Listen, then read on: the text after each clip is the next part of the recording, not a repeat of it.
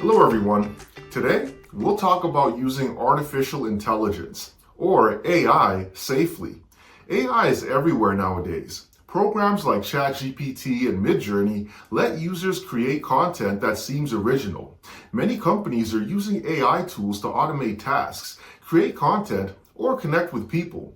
For example, a retail company uses AI to analyze customer purchasing patterns and seasonal trends to determine the optimal times to launch new products and run promotional campaigns. But with any new technology, there are risks. People eager to use AI might download and use it without realizing they're sharing sensitive information.